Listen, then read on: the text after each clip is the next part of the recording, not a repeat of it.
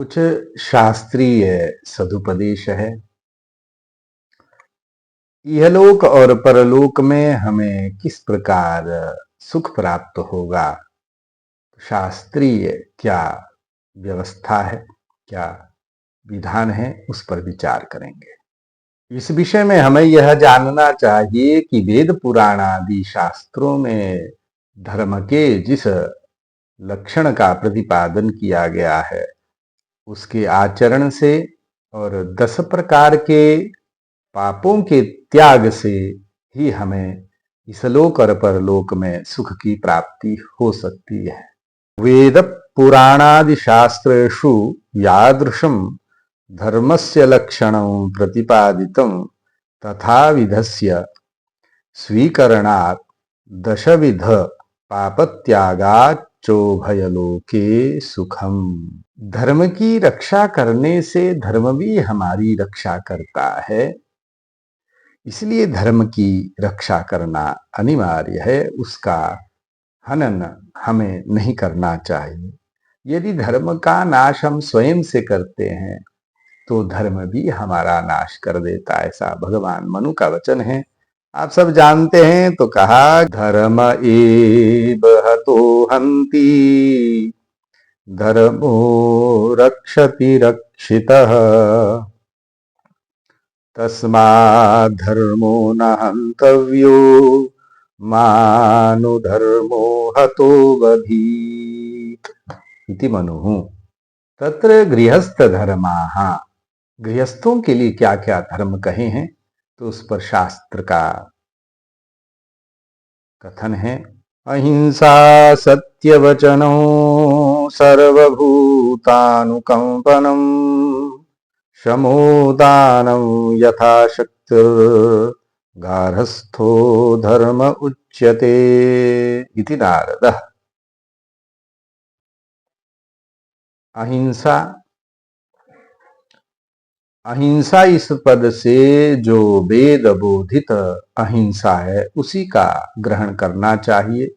मनमानी अहिंसा का ग्रहण नहीं होता, क्योंकि लोक में अहिंसा को लोग अपने मनबुद्धि अथवा अपनी इच्छा के अनुसार व्याख्यायित करने लगते हैं और उसी का आश्रय लेकर के बरतने लगते हैं। यह उचित नहीं है। अहिंसा क्या है, अर्थात हिंसा क्या है, अहिंसा क्या है, इसका निर्णय वेदादि शास्त्रों में जिस प्रकार से किया है उसी का ग्रहण अहिंसा के अंतर्गत करना चाहिए। अहिंसा पद से कोरी भावना को ग्रहण नहीं करना चाहिए।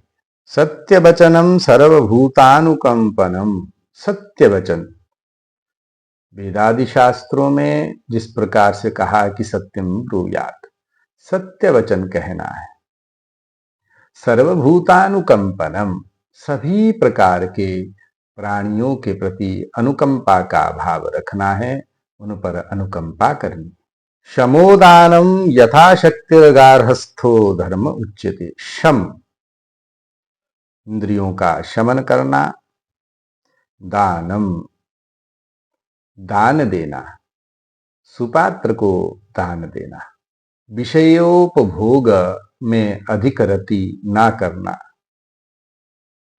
वस्तुतः गृहस्थ धर्म विषयोपभोग के लिए होता है, परंतु अति विषयोपभोग से बचना चाहिए। दानम यथाशक्ति, यथाशक्ति जितने अपने से हो पाए उतना सुपात्र को दान अवश्य करना चाहिए। ये गार्हस्थ्य धर्म है, इनका गृहस्थों को पालन करना चाहिए। द्यूनम जन परिवादं स्त्री प्रेक्षालापनं तथा परोपताप पैशून्यं प्रयत्नेन विवर्जयेत्।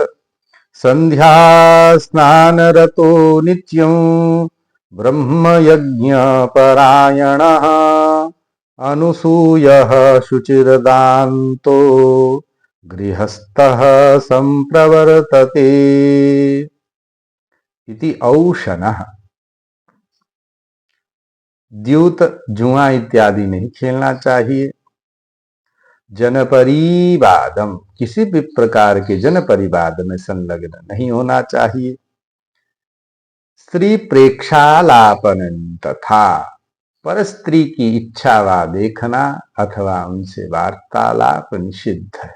परोपताप, दूसरे को किसी भी प्रकार का संताप नहीं करना चाहिए। पर निंदा भी सर्वथा वर्जनीय है, ये गृहस्थों के लिए धर्म कहें।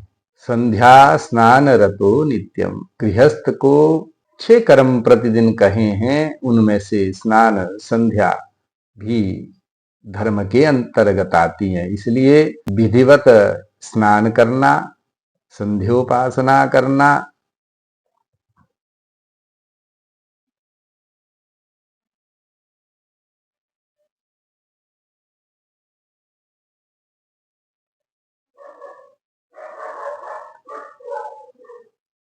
प्रतिदिन नित्य ब्रह्म यज्ञ और पारायण को करना यह अनिवार्य है। अनुसूय, किसी से असूया ईर्ष्या आदि नहीं करना है। शुचि, सदैव पवित्र रहना है, ये गृहस्थों के धर्म है। ब्रह्मचर्य, गृहस्थ, वानप्रस्थ, संन्यास, इन चारों आश्रमों में गृहस्थ आश्रम की भूरी भूरी प्रशंसा शास्त्रों में प्राप्त होती है। सानंदम सदनं सुताश्च सुधियः कांता मनोहारिणी सनमित्रं सदनो स्वयोषितरति चाज्ञापरा सेवका आतिथ्यं शिवपूजनो प्रतिदिनो मिष्टान्नपानं गृहे साधो संगमुपासते हि सततं धन्यो गृहस्थाश्रमः।